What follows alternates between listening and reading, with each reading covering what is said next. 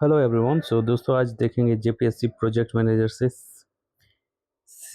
Seek industries. Seek industries क्या है देखते हैं।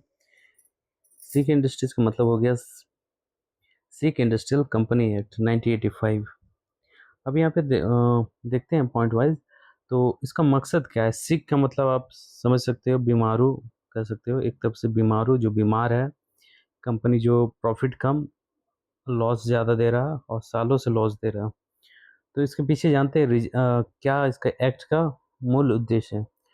सो यहाँ पे आप देख सकते हैं इस तरह लेजिस्लेशन को डिजाइन किया गया है और टू आइडेंटिफाई किया जाए रिवाइव। पहले तो आइडेंटिफाई करना है उसको, फिर रिवाइव करना है, रिहेबिलिएट करना है सिक इंडस्ट्रीज को।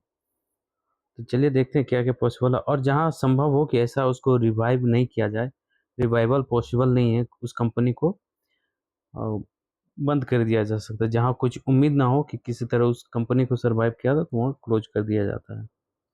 अब बात करेंगे रिकमेंडेशंस। जो अलग अलग हम लोग जानते हैं कि जैसे इंटर स्टेट काउंसिल आपने सुना होगा, सरकरिया कमीशन के द्वारा रिकमेंड किया गया था। उसी तरह सिक इंडस्ट्रीज की अगर बात करें तो तिवारी कमेटी गठन किया गया था, उन्हीं ने रिकमेंड किया कि सिक इंडस्ट्री होना चाहिए। और देखिए इसका जो भी प्रोसीड्योर है, सिक इंडस्ट्रीज के तहत ही BIFR, ये याद रखना है, सबसे इंपॉर्टेंट है, बोर्ड ऑफ इंडस्ट्रियल कंस्ट्रक्शन, ये सबसे महत्वपूर्ण है। और इसका उद्देश्य क्या है चलिए देखते हैं। सबसे पहले जान लेते हैं, और अभी करंटली बात करें, ये सारा पुराना एक्ट है। अभी करंटली जो इसको रिप्लेस किया गया है, इंसॉल्वेंसी एंड बैंक्रप्सी कोड 2016 के द्वारा रिप्लेस किया गया है।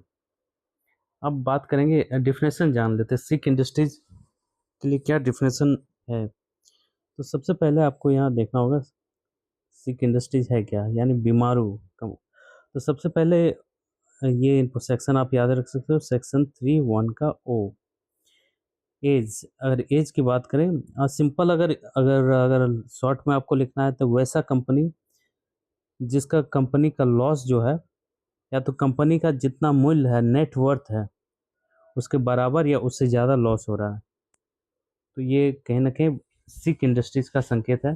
फिर भी डिटेल में यहाँ पे है कि क्या हर एक क्या कंडीशन होने। तो कंपनी को सबसे पहले एटलीस्ट 5 साल होना चाहिए रजिस्टर होने के लिए।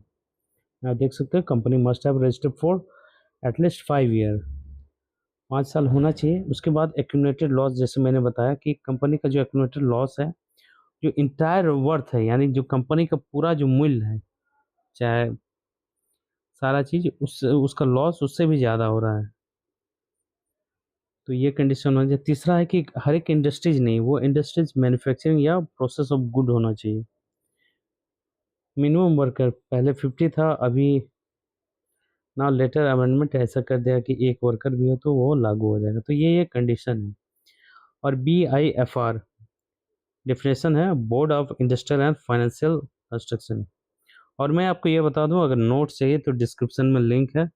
आप सारे इस जैसा ये नोट्स बना हुआ है, जितने भी सिलेबस है जेपीएससी प्रोजेक्ट मैनेजर के, सारे आपको PDF wise more than 1000 word से ज़्यादा पर टॉपिक है, तो लिंक में जाके चेक कर सकते हो। Board of industrial and financial reconstruction, तो इसमें कंपोजिशन है, क्या क्या है, रेफरेंस क्या है, इंक्वायरी किस तरह का इंक्वायरी होता है, ऑपरेटिंग एजेंसी क्या है, और देखिए रिवाइव किस तरह किया जाता है, फाइनेंशियल स्ट्रक्चर, उसमें जो डेप्थ है उसको conversion, provision of fresh working capital provide किया जाता है, मैनेजमेंट को चेंज किया जा सकता है, ये PIFR के तरफ ये पावर है। गवर्नमेंट गवर्नमेंट क्या है कि टैक्स, जो जितना भी टैक्स लग रहा है, इंटरेस्ट लग रहा है, सब्सिडी दे के,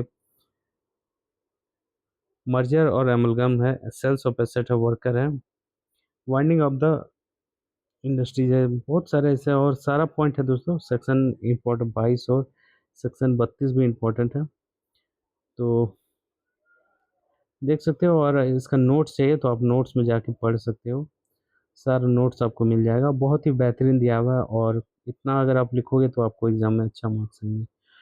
तो इसके लिए आपको कुछ नहीं करना है, डिस्क्रिप्शन में जाना है और PDF, सारे के PDF आपको मिल जाएगा। So thank you friend for watching my video.